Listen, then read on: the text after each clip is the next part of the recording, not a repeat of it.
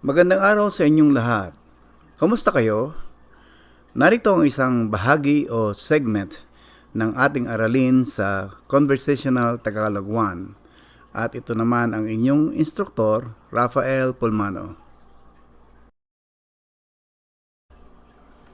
Hello everyone.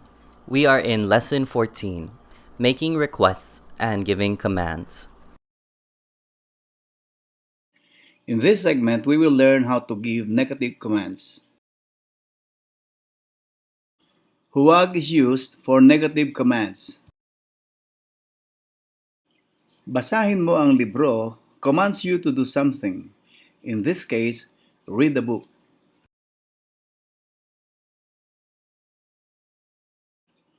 By adding the word huwag, it becomes negative.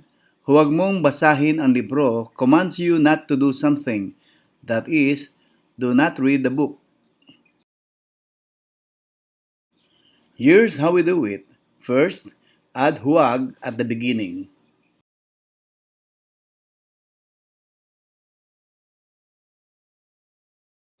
Next, switch the places or positions of the verb basahin and the pronoun mo.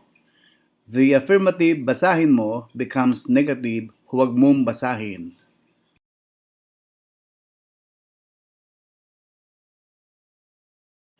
As you most likely already noticed, the next step is to add the linker nang to mo.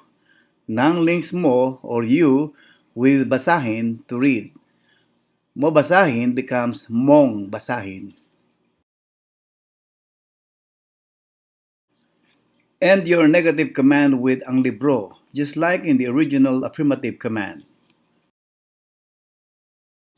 You just learned how to convert an affirmative command using an inverb into a negative command. Basahin mo, huwag mong basahin. Let's study how to convert to negative an affirmative command with an e-verb using the same root word basa. To simplify, we'll focus only on the elements that change.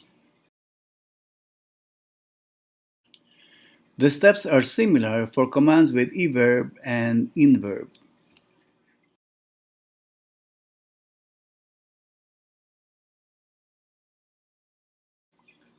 See?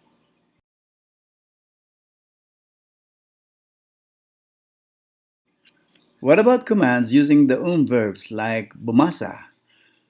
By the way, if you need help with verb topics, review Lesson 8 of our textbook. You will recall that unlike in-verbs and e-verbs, which use the noun pronoun mo for you, verbs use the ang pronoun ka.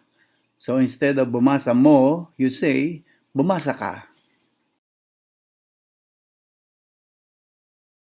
To change the verb command, bumasa ka ng libro from affirmative to negative, add huwag, just like our previous examples.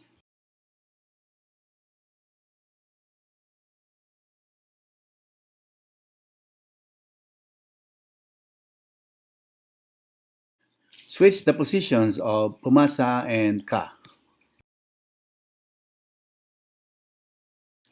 Add the linker nang to ka.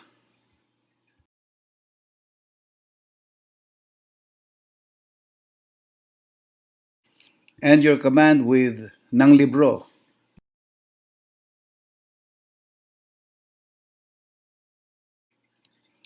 Let's turn to commands that use the mag verbs like magbasa. For more information about mag verbs, refer to grammar notes in Lesson 18. To convert to negative command, follow the same steps we use for verbs. First, add huwag. Second, switch magbasa and ka positions. Third, add nang to ka. And finally, fourth, end with ng libro.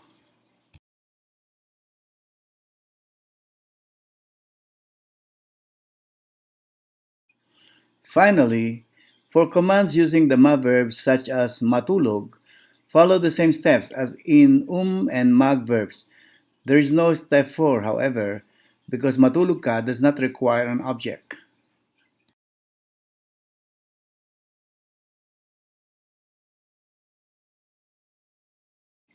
Now, practice giving negative commands by converting the affirmative commands given on the left column of this screen to their negative equivalents. The answer to number 1 is given.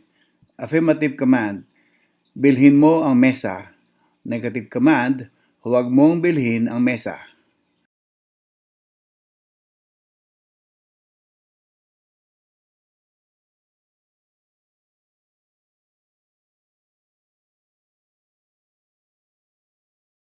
This is the end of lesson 14.